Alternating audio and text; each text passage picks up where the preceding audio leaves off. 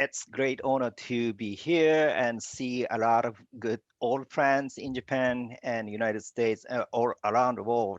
So today I'd like to discuss, I'd like to share some of my thoughts regarding the AI. Basically, my my personal position, not representing Intel, but as many of you know that I'm working at Intel, but also I have a visiting researcher position in Keio University. So this is a little bit high level my thoughts regarding the AI and regulation. So thinking about AI, there is a three different layer of the people or three different layer of the key stakeholders. First one is end users and the society. So they use AI and they get the benefit from the AI technology. So, but also they generate data for training or they generate the data set for the AI. So they are most important stakeholder of the AI, and their movement change the direction of the AI future. And also the second layer in my mind is industry. Industry developed the technology, and industry developed the use cases or tools for the society, and they have the interaction between end user and industry side to think about what is the best way to implement AI to for their sometimes for their business, for their service. It depends of the position. So that is the second layer of the stakeholder, and third layer, that is government. So I think many of the participants today, you are interested in how governments see AI technology, how governments see the industry, or how many of the government regulate those industry AI leading industries like manufacturing company or the IT sectors. But the government usually react from the input of the end users or the society, how they see that technology and how they expect those technology for the future. And sometimes that input are based on fear of the new technology. Sometimes that input are requests for the future growth of economics. So there are a mix of the input to the government, and government decide what they need to do, what their role in the society. And I use the word layer, end user, industry, and the government, but uh, thinking about those three different stakeholders, I realize that they are connected each other. So they are layer. Sometimes it's kind of the different layers, but the I think they are connected each other and forming the ecosystem in the society. And seeing the reaction for the AI last 5 years or 10 years growth of the AI and deployment in the society, many of the we see a lot of negative reaction from the society, or especially in the media, negative reaction or concerns for the AI. And I think there are three or four different type of the concerns for the AI. Well, first one is that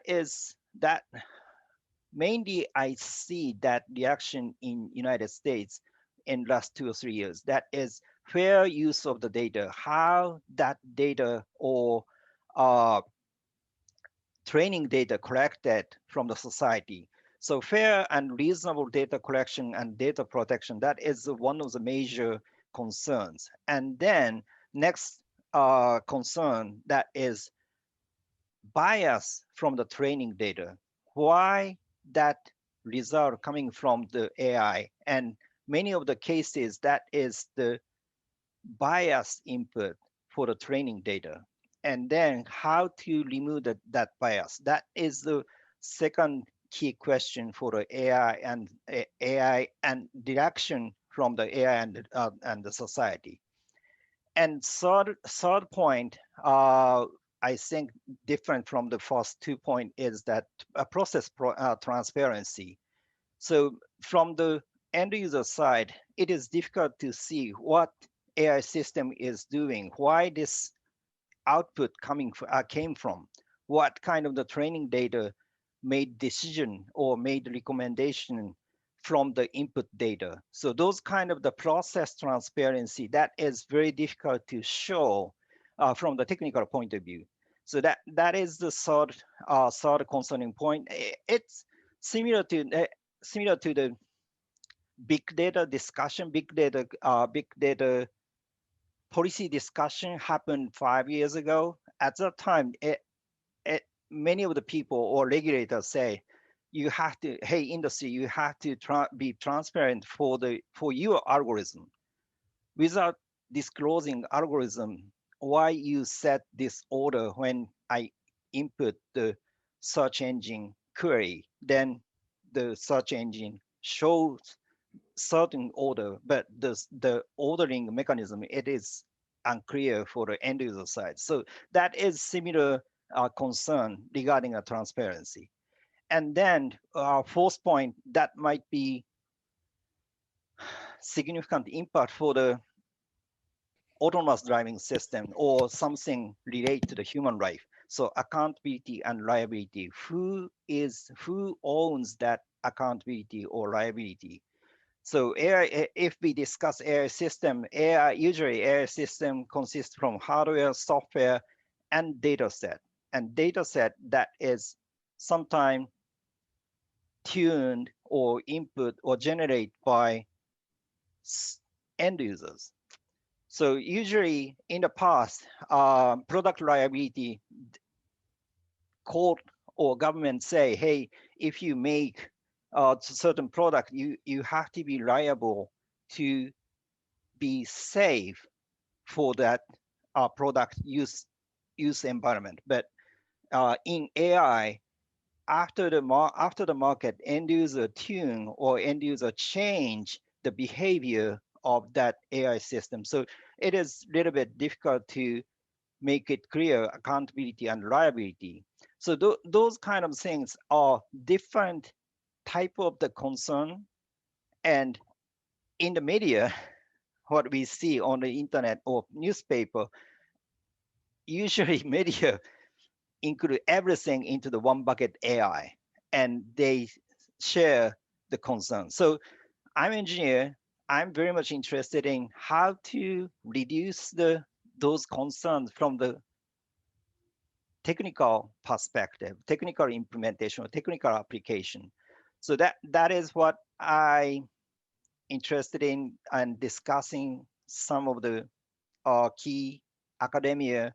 And I just started a small research project, how to reduce that concern from the society and how to let the society utilize the data set more freely with uh, safe and fair environment. So thinking about AI, it is old analogy like the who is responsible to make knives. Knives, sometimes it is danger. Knife can kill people, but then society may say, oh, we have to regulate making knife, or we have to regulate selling knife. But real issue is how to use knives. Knives can be used for cooking. Knives can be used for making some product. But the issue is not manufacturing the knife, not selling the knife. The issue is how to use the knife. What kind of regulation or what kind of rules in the society reduce the risk of using knife in the society? So thinking about applying this analogy to AI, what we need to do is have this kind of dialogue among the government, industry, and end user to realize what is the issue in the society and what can technology can solve, or what can technology improve the fair and safe use of AI. So I have not get the clear answer yet, but I see some light in the in front of me, and hopefully in this community we can keep this discussion and identify the direction how we proceed the AI future and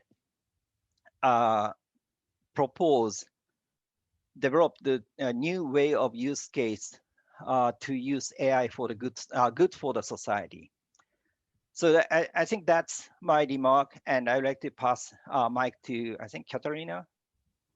Absolutely. Well, thank you. You've put a lot on the table. You were characteristically right on time. There's a lot of areas I want to unpack. I think the comment about kind of how things are seen between the expert community and in different national communities is really important. And I think it's perfect that we're going to Catharina Maracke, who's actually joining us from Germany, but is actually an associate professor at the Graduate School for Media and Governance at Keio University for her thoughts, because I imagine she'll build upon some of the excellent remarks you already made. So Catharina, let me turn it to you.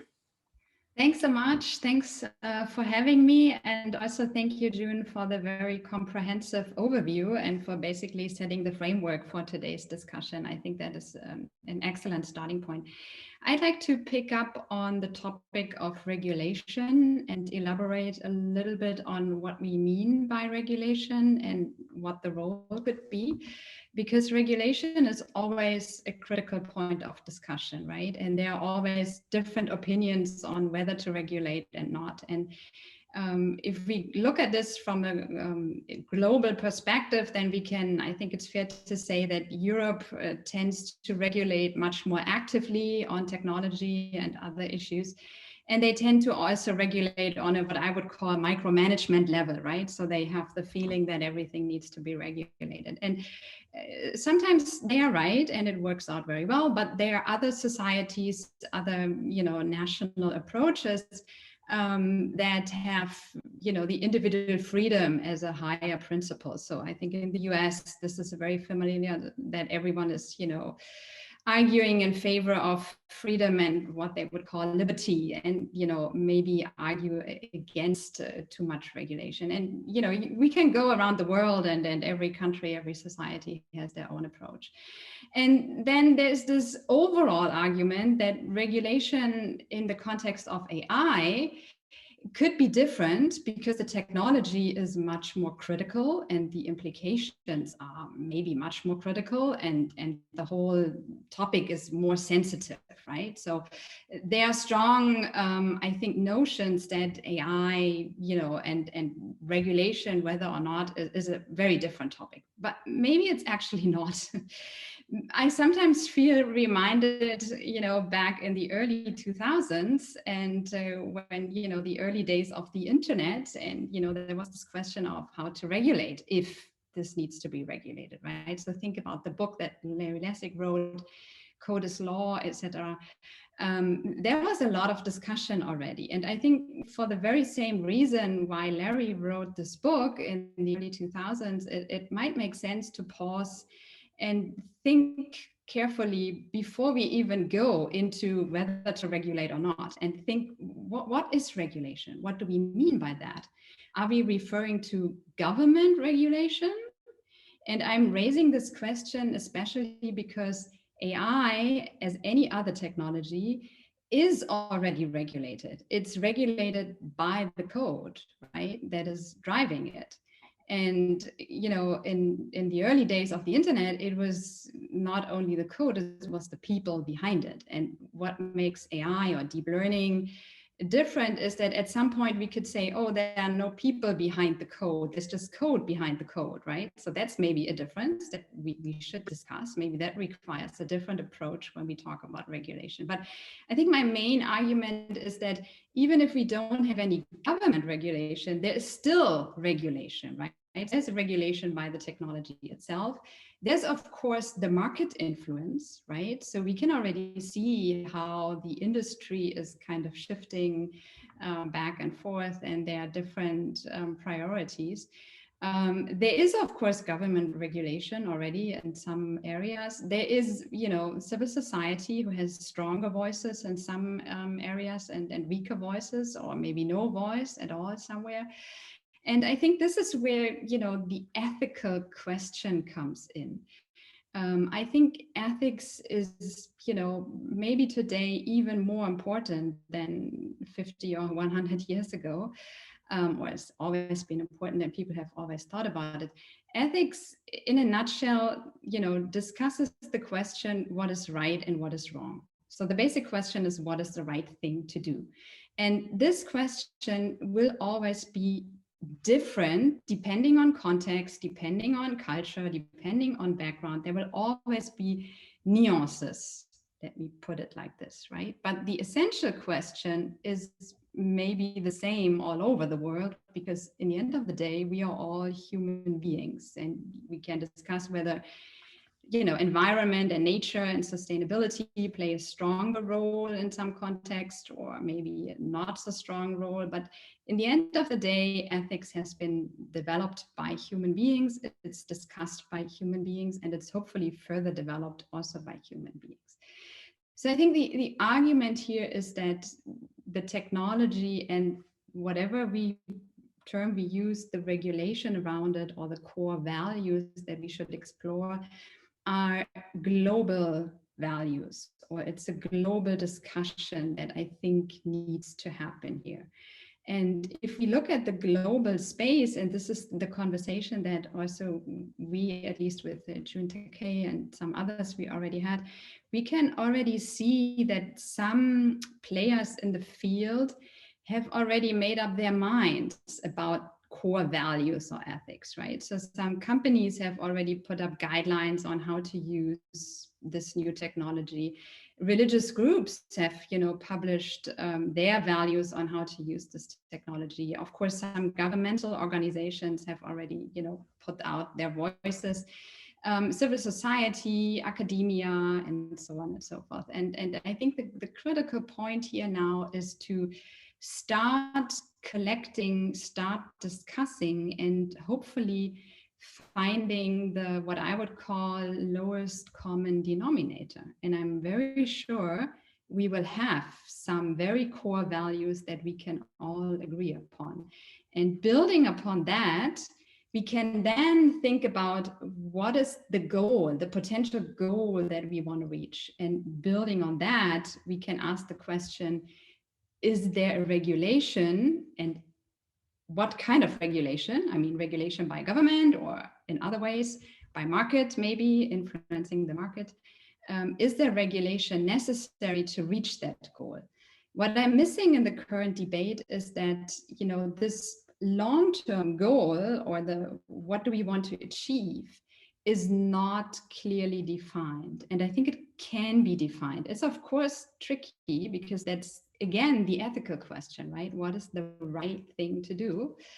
But we should spend more time and effort on that. And this has many different implications. And I just bring up one more point here, because this is a topic that goes very deep to my heart. And that's one of the reasons why I'm very happy to still be at Keio University. Part of that is education.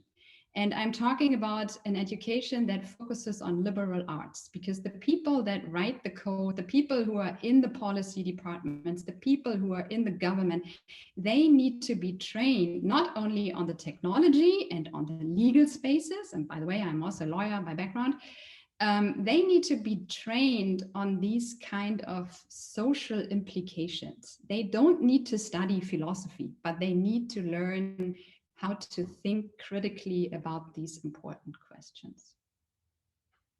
And I realize this is a very 10,000 feet high, perspective, but I think it's important to have this discussion. And with that, I'm happy to hand over, and I'm looking forward to the discussion. Well, thank you so much, Catharina. I think you have taken it to the next level, and I think adding the dimension of kind of the EU and European countries as kind of superpower regulators and the distinctions internally makes it even more important, because I think we do need to get at the 30,000 foot level, but then we have to get more granular. Let me now turn to John Bansemer, who's the Senior Fellow at Center for Security and Emerging Technology at Georgetown University. In some ways, all the conversation we've had leads to the conversation I think is currently ongoing in Washington, which is, what is Washington's role in all this? And does Washington, is it able to regulate, or are we so far beyond the pale at this point with technology companies that are off to the races? But I think all the conversation that Jun and Catharina have set up lead to this. So John, let's have you round out the individual presentations, and then I've got some specific questions I want to engage you on. So John, turning over to you. Thanks, Joshua. And Ohio gozaimasu. Good morning, good afternoon, good evening. I'm not quite sure what to say, but I would say that it is wonderful to be able to have this opportunity to talk about this important topic, and to be able to do it with colleagues from around the world. Thanks to Columbia and Greg for the invitation as well. So this is really a hard act to follow after two wonderful speakers, and I feel a bit like just saying, wow, what they said, and move straight to the questions and answers. But I won't do that. I will focus a little bit at the geostrategic level. So not just a US focus, but kind of what does AI mean as it relates to geostrategic competition? I want to highlight some areas where I think like-minded nations, like those represented here, can work individually or preferably on a number of initiatives to help us guide the positive development of AI. Now, we know that history is littered with nations that have chosen to be either fast adopters of new technologies, or those who have resisted it with dramatically different outcomes. And in broad terms, those countries that resisted, often for understandable reasons, saw national wealth and productivity kind of lag, and significantly lag behind early adopters. But adoption of new technologies certainly has risks, as it can increase inequality, and the impacts of that can be devastating for individuals that are left behind. So as nations are building their AI strategy, the challenges to me becomes how to successfully harness its potential, the potential of artificial intelligence, while mitigating its harms. And there's another challenge that I think also exists. AI is either overhyped, promising to solve problems sooner than can reasonably expected, or, as Jun mentioned, it's met with skepticism and fear, a dystopian vision of killer robots, large job displacements, massive government surveillance, etc. You get the idea. I think the challenge for liberal democracies is to cut through the hype while leveraging AI to uplift societies. So Catharina did a really good job of framing, what do we mean when we talk about regulations? I am going to focus at the government level, at the nation state level. I am not going to talk about regulations and kind of how the code itself self-regulates, etc. So how should governments approach the challenge? First, I think we should recognize that, like other technologies before, AI is going to be used as an instrument in geostrategic competition.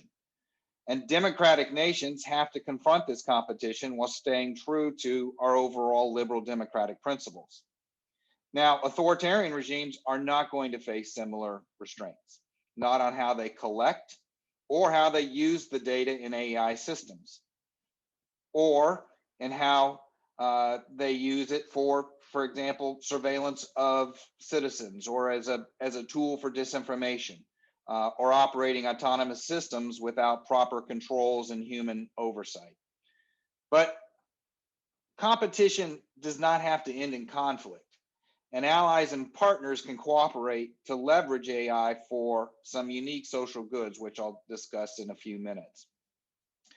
Second, while this is tough to do, governments should resist the urge to overregulate. And I thought about, when I said this, what Catharina said, and whether this was too much of a US perspective. I am not suggesting that there should be no regulation. And hopefully, as I walk through this discussion, you'll see where I'm going. But there can be an urge to overregulate. We know the challenges of AI in certain contexts. But outright bans may not be the right solution. Instead, I argue that prudent regulation could help address many of the underlying concerns, all while allowing nations to remain competitive. Now, our nations are blessed with thriving private sectors that have powered many of the recent AI innovations, particularly in deep learning. And these companies, in addition to having brilliant researchers and developers, also have access to very large data sets. And really, it's those two, talent and data, that are the fuel for today's AI capabilities. And liberal democracies have to balance that need to sustain the innovation while protecting its citizens' data and the application of AI systems with really significant potential consequences for individuals. Moreover, we know that bias can be embedded within AI systems, and that is widely acknowledged. So how do we best confront this challenge? That piece of it remains unresolved. However, we should acknowledge as a first principle that humans are biased in their own right? We're fallible. In fact, one reason for some of the bias in the AI systems today is that it relies on data that was biased to begin with, such as past credit scores or healthcare outcomes or job hiring. So instead of outright bans, we should consider how to regulate and guide the development of these systems that reduces the bias across both human and artificial systems. And in avoiding overregulation, we may also need to adjust our risk tolerance. Liberal democracies are sometimes messy. They have checks and balances, and we hold our leaders accountable. I think this is a really good thing. But when there is no room for failure, where risk is not rewarded, innovation will inevitably flounder. Developing AI is iterative, and we have to recognize that there's going to be bumps along the road. And we must be able to allow some systems to fail, because it's through that failure that we learn. Presently, I think the bureaucratic incentives don't reward taking these risks. A kind of modest priced but failed project is penalized far more than an over budget, delayed project that only partially meets the objectives. The way that we acquire systems, they're built around an industrial age model and not for fast changing software-based capabilities. There are a few other steps that I think are important.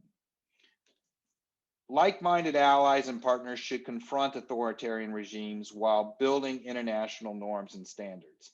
And this can serve as kind of really important counterweights to illegitimate activity. Together, democracy should focus on those AI standards now. And our nations, respectively, those that are represented here today, have many of the leading AI researchers and developers in the world.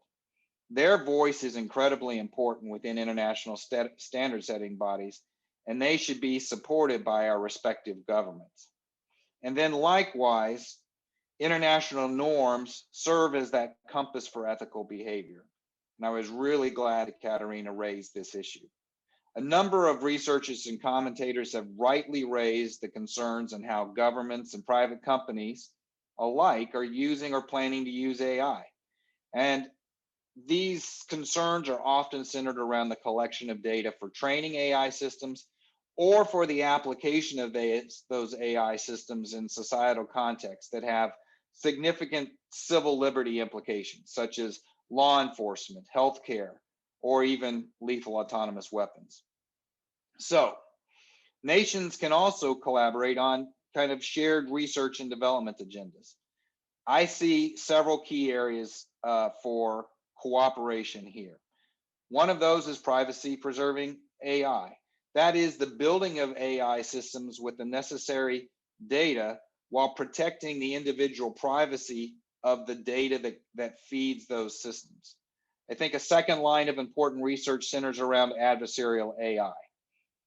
AI, like cyber before, it has its own unique set of vulnerabilities. And if we learn anything from the cyber lessons from the past, we should seek to build more secure systems from the beginning. Current research has kind of exposed those failure modes for AI systems. For example, causing AI to misclassify objects. And we know intuitively that causing an AI system to misidentify a stop sign as a speed limit is a really bad thing. But AI can fail in other ways as well, such as exposing user or sensitive data through model inversion attacks. And we need to build norms that ensure the safe and legitimate use of these systems, such as preventing attacks against AI systems that are used in autonomous vehicles. We must also strengthen our ability to detect the malicious uses of AI, such as malign activity involved in deep fakes and AI-powered information campaigns. A lot more research, I think, is needed here. It's very easy to see all that is presently wrong with AI. Biased algorithms, job displacement, growing international competition, the deep fake problem that I mentioned before. All of this can make us question whether the pursuit is really worth it. Sometimes lost in that conversation around AI is its enormous potential for good. Deployed correctly, it can serve as a counterweight to human fallibility, protecting our own biases and limitations. And it holds the promise to solve some of our most challenging human problems, from health crises to global warming. And it may one day protect humans from dangerous jobs and the tedious and the mundane. But really achieving that potential is going to require both cooperation and the right set of policies. And I look forward to the rest of the conversation today on just that. Thank you.